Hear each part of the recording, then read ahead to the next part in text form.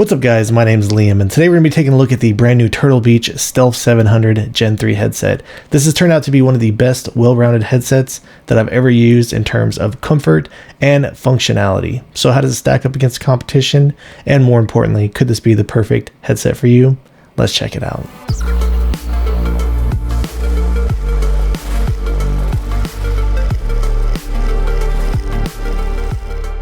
Before we get started today, I did want to let you know that this was sent out to me. However, everything you're going to be hearing in this video is going to be my own words and my own opinions. Here's a quick peek at the back of the box in case you wanted to take a look at any of the specifications that are listed on here. Included inside the box, it does come with a quick start guide or a manual right here. It also does come included with a USB-C cable, and then this does come included with 2 USB receivers. When you pick this up, this does come in 3 different versions. They do have an Xbox version, a PlayStation version, and this is the PC version. I'm not going to go too much over the differences because I do only have the PC version in front of me. I didn't get a chance to test out the Xbox version or anything. The reason I chose the PC version is because I literally game on my PC pretty much 100% of the time, and this is said to have a higher sampling rate than the Xbox version. So if you just are pretty much purely a PC gamer like myself, might be a better option to pick this up. However, if you do have different consoles, this one still does play on the PlayStation. So if you have a PlayStation, perhaps you can still pick this up as well. But on the Xbox version, obviously if you have an Xbox and you like to game on all of them, that would probably be the better option for you. My first reaction as I picked this up is it does have some heft to it. I did throw on my scale. It was coming in right around 408 grams. And with that heftiness, you know, this thing really does feel like it has a pretty solid build quality. So let's just go ahead and break all that down. We'll start back here on the earpiece. This is all plastic, and this arm that goes into it is actually made out of metal. Now this does concern me a little bit. I have had headsets in the past that do have a similar build as this, and the plastic earpiece ended up breaking over time just due to stress, dropping it, you know, being rough with it, etc. So I do really hope that that is not going to be an issue with this, but the function here on the headset, pretty straightforward, nothing too out of the ordinary. You can rotate this piece right there, and then this has the ability to tilt forward and backwards. And just the overall build on this, as you're doing it, it doesn't feel like it's too loose or anything. As you can see there, you just barely move it, and it does a really good job at staying exactly where you leave it. Same thing with the front to back. So just the entire time that I've put this on and wore it, you know, once I get it positioned properly and it suctions to my ear, I don't notice any issues with it moving around on me or feeling too loose or anything like that. So pretty solid build as far as the tensioning on these joints goes. And the piece that this metallic arm is attached to right here, this is plastic. Now I have heard that there is like some type of a metal rod in here or something like that to reinforce it. So hopefully that is the case. If so, then it should be pretty solid. But coming up here to the headband, you do have an adjustable notches on each one of the sides. So there's the shortest setting, and you can adjust it out like that. These adjustments, they're pretty solid. I haven't had any issues with them moving around on me too much. As I get it locked into my preferred position, it is a little bit more difficult to adjust these notches in.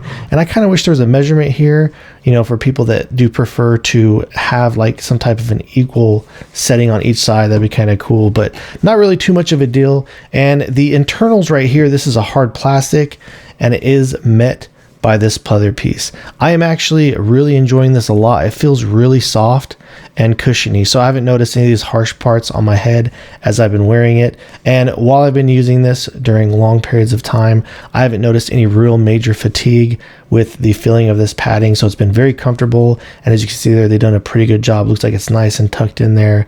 So nothing hanging off or anything like that. As far as the construction of the headband itself goes, it has been very durable. I've been messing around with it, making sure to bend it and try and really take it to the extremes with flexing it. So really solid, seems to always go right back in place. And yeah, everything about just the feeling of wearing this with the tensioning, the joints, the movement, and the comfort of the headset in general has been feeling really good. The ear cup design with these pads is one of my favorite things about the build of this headset. Reason being, as you can see here, you have a ton of real estate. So I do feel like they're very wide as far as the width, and even on the height goes. They are angled a little bit, as you can see by looking in there. Sticks up a little higher down here and then kind of slants outward over here towards the rear for the air. But just the depth and everything about these, really comfortable. My ears have been fitting in them nicely, even though I do have really small ears, so been really comfortable to use. The Nova Pro is something that I purchased the second that it got released. I was really excited to pick this up because of the swappable battery function, but I will say the one major downfall for the Nova Pro for me has been that for whatever reason, this headset has just been really uncomfortable for me. I'm not sure if it's the fact that I do have a big head or whatever. Kind of has this pointy metal band up here on the top and it just feels kind of thin, but just the ears in general, I don't know what it is about this design. After I wear this for a really long time, this headset just really feels uncomfortable. It hurts my ears and it's just not really a joy. On top of that, it does have this pleather all the way around. I get hot really easily, so I've been struggling with an issue where I sweat all the time when I am using this headset. Obviously, it's not going to be the case in the winter when it's cooler, but I'm talking mostly like the spring, summertime, or if it gets warm in my place. And these have kind of been a breath of fresh air.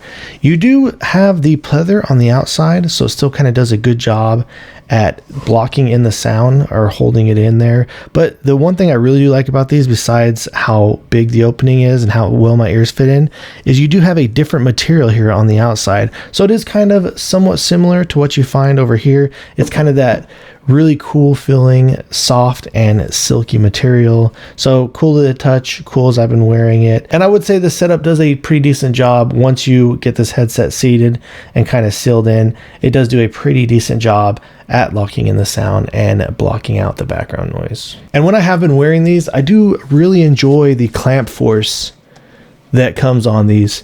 It is tight, so you don't have too many issues of it moving around on you as you shake your head. As you can see there is a little bit of movement. Not that I actually really jump around a whole lot as I'm using them, but just doing normal things like walking to go to the restroom, or if I need to go refill my water or something like that during long gaming sessions. Again, it doesn't feel like it's too tight to where it's been hurting me or giving me a headache from the pressure or anything like that. So I would say that the clamp force on this does feel really good and has been maintaining just an overall pretty comfortable experience for me. The build on the functionality of the microphone has been feeling really good. I'm actually a fan of how they designed it here. As you can see, it does tuck up and store away very nicely, so you don't even notice it's there if you do have it set up on the mute position. So there are two ways to mute this. You can do it through the software or through the app, or you can just put it in the upward position like that and it does mute. When you do bring it down, it actually does have a pretty stiff movement there. So you kind of get this locking point. I believe it's about right there. And then you can feel it once you go past that point and bring it down, it should unmute. But as you can see there, no matter where you decide to position it, it does have a pretty solid feel just in general. And then it does allow you to move it closer to your face or put it back in this straight position. And that is initially how you do need to store it. This is one thing that I did kind of complain about the Atlas Air. As much as I love this headset, just kind of this area when you're just kind of wearing it and moving it around, as you can see there, it's kind of loose and just kind of jiggles around a bit more. So the fact that this does have more of a sturdy feeling gives you a little bit more of a premium feeling while using it. And the only one real drawback I can see with this microphone is it is actually fixed to the headset, so you can't detach it and remove it. So when I said this headset is one of the best well-rounded headsets for $200, the functionality and the button layout has a huge role to play in why I said that. Over here on the top, on the left side, you do have this mode button, and this gives you access to different presets. So I'll jump into that when we go in the software, but if you want to do like the bass boost or any other type of preset, you just press this button to cycle through them. Next up, you do have different knobs here, and at first, I kind of had a hard time struggling with getting these confused with one another. Didn't take me very long to get used to it though. If you look really closely, these knobs have a different texture on there, which is kind of cool. Can also kind of help you tell them apart from one another. You do feel that they are rubberized, so pretty grippy to use. This one right here does control the volume on the headset, and this is a digital knob, so you do have to be kind of careful with it. Sometimes it can make really quick adjustments and adjust the volume very rapidly, so just something to keep in mind as you're using it. This next one down here, what it does straight out of the box is it turns on the monitoring for the headset to where you can hear yourself through the microphone or any type of background noise. You can, however, modify this later on. I did so eventually to have this so where it controls the chat to game audio mix. And then right under that, you do have the USB-C plug. Nothing too out of the ordinary for this. Any type of USB-C cable that I have has been fitting in here nicely to charge it. And then right below that, you do have the power button. How this works is you have to hold it for a few seconds to power the headset on. And then the same thing goes to turn it off. You will have to hold it for a few seconds to power it off. Just a really quick note, this does also have access to superhuman hearing.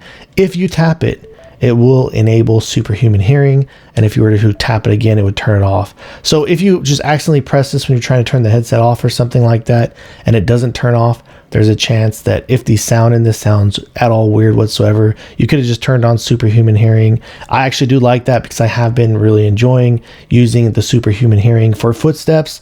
Very lightly, of course. You don't want to use it too much or it does give you a weird sound, but we will jump into that here shortly. Over on the right side, this button on the top, it does switch between the two USB dongles. If you do have both of them hooked up, if you have one hooked up to your PlayStation and another one hooked up to your PC or something like that, and you go to use this, say on your PC, you're not getting audio, you might want to press that to make sure that you do have the correct USB dongle selected. And then finally down here, you do have your options for Bluetooth, and one of my favorite things about this headset is it does have simultaneous Bluetooth. So while you're playing a game, you can either listen to music on your phone, watch videos if you're sitting around and hanging out waiting in a lobby for the next game to start. You can even answer phone calls while you're using this, getting the audio from your phone with your game audio at the same time. So just to demonstrate how the functionality of these work, in order to pair the Bluetooth, you just need to hold this down for a few seconds. I do believe the light does start flashing, and that does put it in pairing mode, so you can pair it to any one of your Bluetooth devices.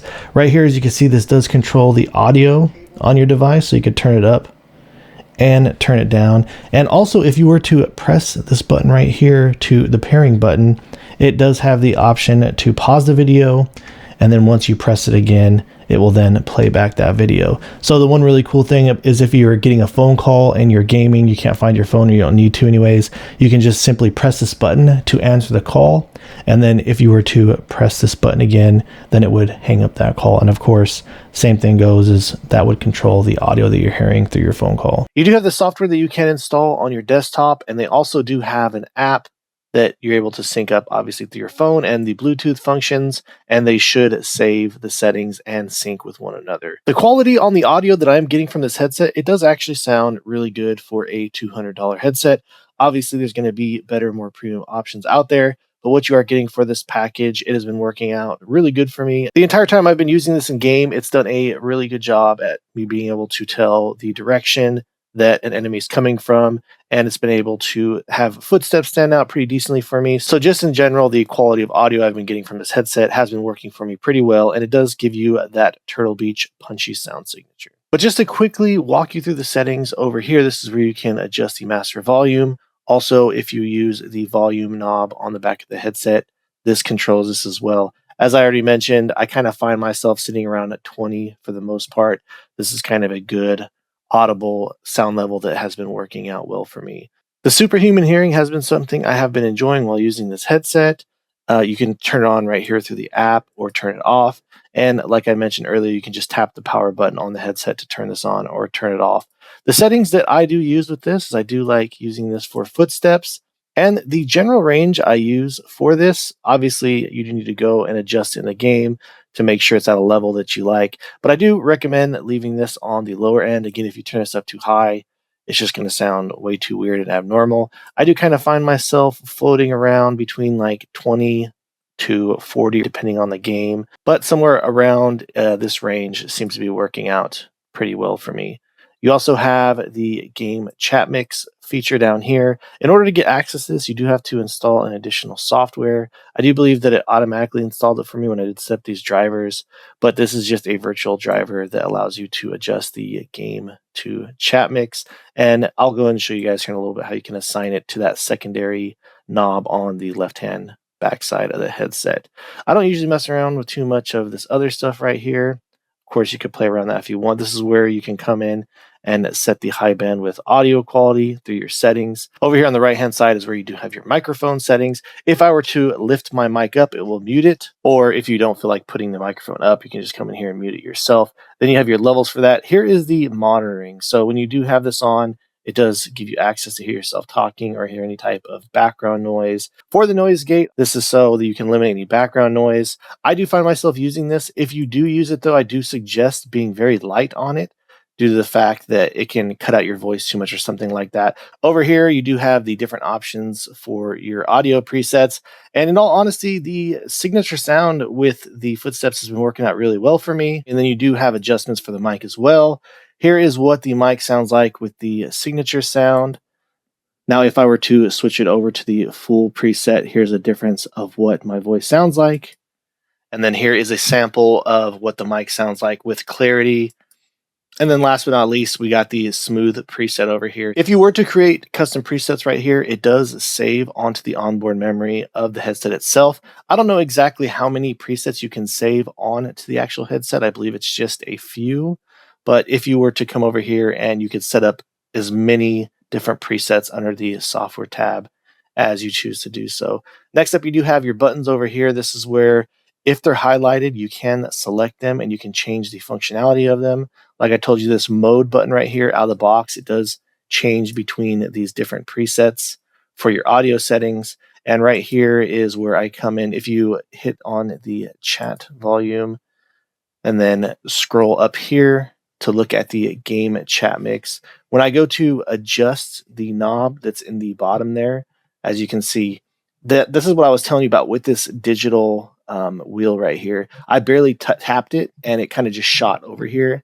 So that is one thing that's a little bit annoying, but as you can see there, after that, each knob that I adjust it with, it now allows me to adjust the game chat mix on this secondary knob down here. And then finally, you just have all of your basic information down here.